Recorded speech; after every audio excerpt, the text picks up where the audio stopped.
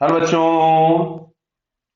Question में दिया गया है that the given plot shows the variation between U potential energy plotted between two particles with the distance R. Clear है?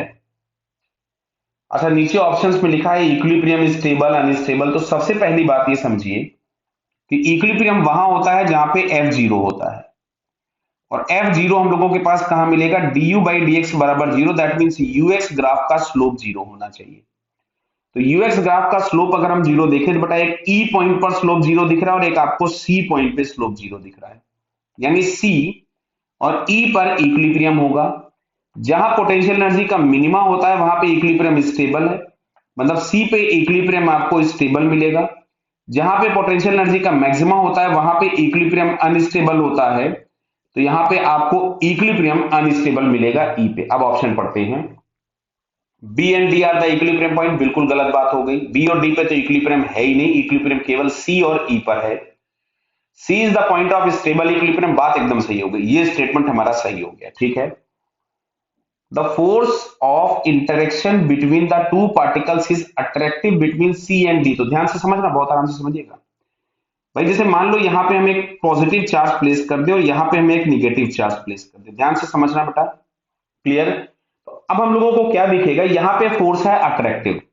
अगर ये फोर्स अट्रैक्टिव है और अगर ये पास पास आएंगे तो हमको दिख रहा है कि सिस्टम की पोटेंशियल एनर्जी जो होगी वो क्या होगी, इसको हम लोग चेक कर लेते हैं। चलो, ये मिलेगा माइनस ऑफ के क्यू स्क्वायर बाई आर। तो हमको दिख रहा है आर को अगर हम कम करेंगे तो ओवरऑल वैल्यू तो बढ़ेगी ये वाली,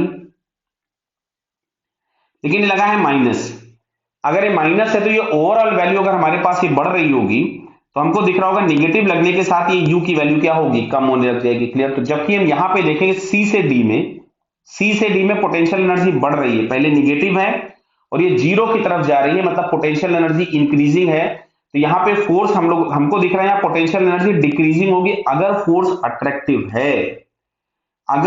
अट्रैक्टिव है तो पोटेंशियल एनर्जी कम होनी चाहिए, जबकि यहाँ पे पोटेंशियल एनर्जी बढ़ रही है तो फोर्स अट्रैक्टिव नहीं हो सकता। तो ये थर्ड स्टेटमेंट गलत हो गया। नेक्स्ट पढ़ते हैं फोर्थ वन।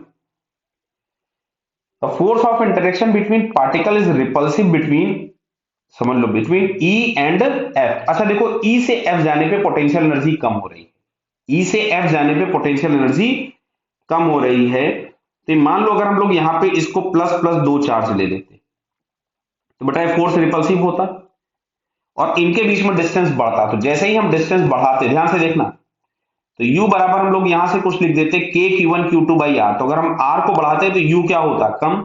और c से e में अगर हम लोग e से f में अगर हम देखें तो e से f में आपको पोटेंशियल एनर्जी कम होती हुई दिख रही है, यानी यहाँ जो फोर्स होगा वो रिपल्सिव हो जाएगा।